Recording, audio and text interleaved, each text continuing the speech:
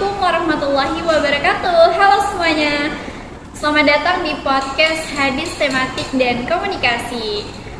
Nah, kali ini kita akan membahas topik yang sangat menarik nih teman-teman, yaitu mengenai kemudahan akses informasi dan tantangan komunikasi dakwah dengan fokus pada perspektif hadis. Sebelum itu perkenalkan, aku Hikmah Faradila baru Raja Guru yang akan membawakan acara podcast pada kali ini. Nah, tentu saja aku nggak sendirian nih teman-teman. Aku bakal ditemani oleh dua narasumber yang sangat luar biasa, yaitu ada Alvin dan Zatika. Halo. Halo. Apa kabar nih Alvin dan Zatika? Alhamdulillah, kabar baik. Baik. Gimana nih kuliahnya? Lancar? Iya, lancar ya Kak. Lancar, tapi bisa ditengok Kak muka kamu ini apa? Mungkin boleh ya perkenalan diri dulu supaya teman-teman juga pada tahu ya. Ya boleh. Halo semuanya, perkenalkan nama aku Alvin Rivaldo. Aku dari program studi komunikasi dan penyiaran Islam semester 4 di Fakultas Dakwah dan Komunikasi. Aku Zafika Habwana. Kita dari semester dan jurusan dan fakultas yang sama. Wah, berarti sering ketemu ya. Terima kasih ya udah berkenan menyempatkan waktunya untuk hadir pada podcast kali ini. Nah teman-teman, saat ini kan kita sudah berada di zaman yang modern nih. Apa-apa serba cepat, serba online, serba instan gitu. Nah jadi menurut kalian gimana sih kemudahan akses informasi itu mempengaruhi praktik dakwah Islam di era digital saat ini? Mungkin boleh ya dari Alvin dulu. Ya. Nah, jadi untuk mengakses informasi pada saat ini, terutama melalui internet dan media sosial, telah membuka banyak sekali peluang untuk menyebarkan dakwah. Informasi tentang Islam dapat diakses oleh siapapun di seluruh dunia dengan mudah. Nah contohnya kan kayak di Instagram gitu ya, banyak sekali akun-akun yang berdakwah lewat akun itu gitu, kayak apa ya, media safe gitu, kayak kemudian channel YouTube ustadz-ustadz. Tapi di balik kemudahan akses itu pasti ada tantangan. Nah tantangannya adalah memastikan informasi yang kita sebarkan, informasi yang kita terima, pengetahuan yang muncul ke permukaan media sosial itu memang akurat gitu, terpercaya, kemudian sesuai dengan syariat-syariat Islam, ajaran-ajaran Islam gitu. Karena di zaman era digital ini kan informasi itu terlalu cepat ya menyebar luas gitu kan. Jadi belum bisa dipastikan juga kebenarannya, kemudian itu sesuai apa enggak dengan syariat Islam. Jadi bisa buat masyarakat itu bingung gitu, keliru gitu. Betul sekali ya.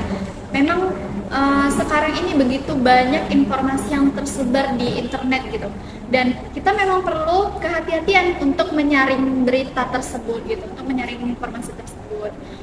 Lalu yang buat saya penasaran nih, gimana sih perspektif hadis mengatasi hal itu?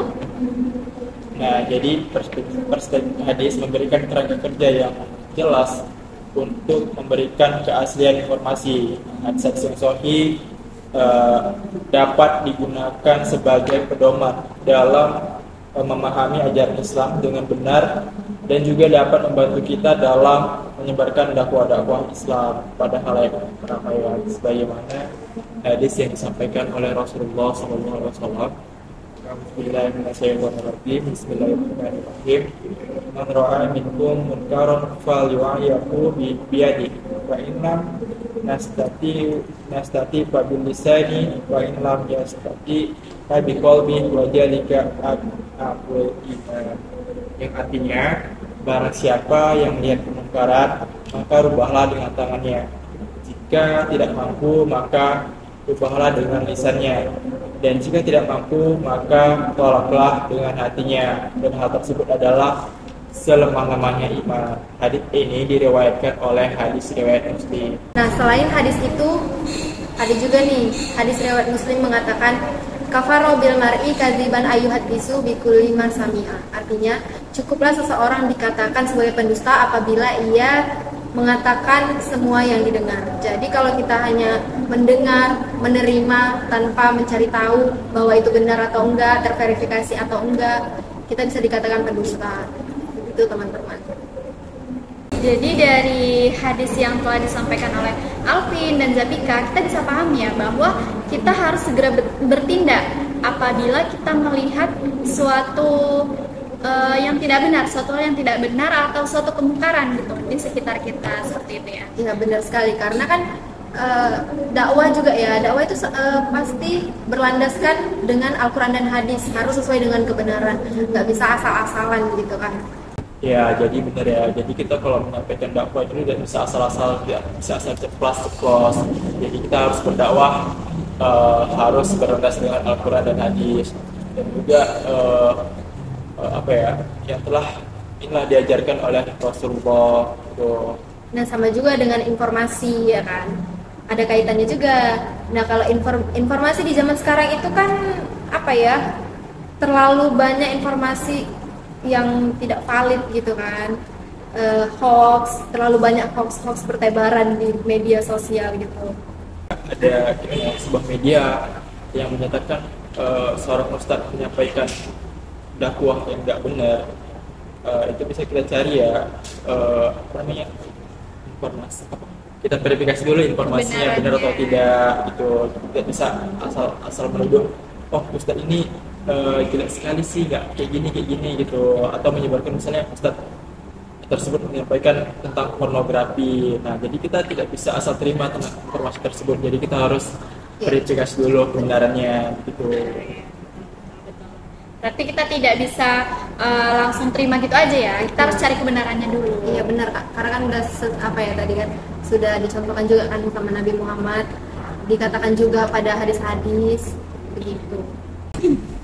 Terakhir nih, apa pesan dari kalian dari obrolan kita yang menarik hari ini?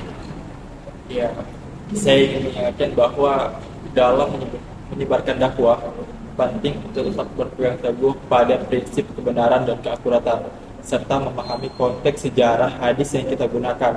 Dakwah sangat penting dalam melanjutkan perjuangan Nabi Rasulullah SAW, karena Rasulullah SAW bersabda yang artinya barang siapa menunjukkan kepada kebaikan, maka bagi dia pahala seperti orang yang mengerjakan kebajikan. Hadis riwayat Muslim. Nah kalau dari saya pesannya yaitu teruslah berdakwah walaupun cuma satu ayat, karena ada hadisnya juga kan, sampaikanlah walau satu ayat. Dan juga kita sebagai dai itu teruslah belajar, perbaikin, memperbarui pengetahuan kita agar dapat berkomunikasi dengan efektif, menyampaikan dakwah secara efektif, dan memberikan pesan Islam yang sesuai dengan nilai-nilai ajaran syariat Islam. Terima kasih banyak ya kepada Zapika dan Alvin. Nah jadi dari obrolan kita hari ini dapat kita ambil kesimpulan bahwa kemudahan akses informasi itu sangat berpengaruh ya dalam dakwah Islam gitu. Jadi kita nggak boleh mentah-mentah menerima informasi dari orang lain gitu. Kita harus cari kebenarannya dulu, kemudian ketika kita juga yang menyampaikannya kita harus membuktikan bahwa itu benar dulu. Ya betul sekali, seperti itu. Terima kasih ya kepada kedua narasumber yang sangat luar biasa ini, sudah berkenan hadir dan menyempatkan waktu untuk menghadiri podcast kali ini. Sekian perbincangan pada podcast kali ini. Assalamualaikum warahmatullahi wabarakatuh. Dadah. Waalaikumsalam warahmatullahi wabarakatuh.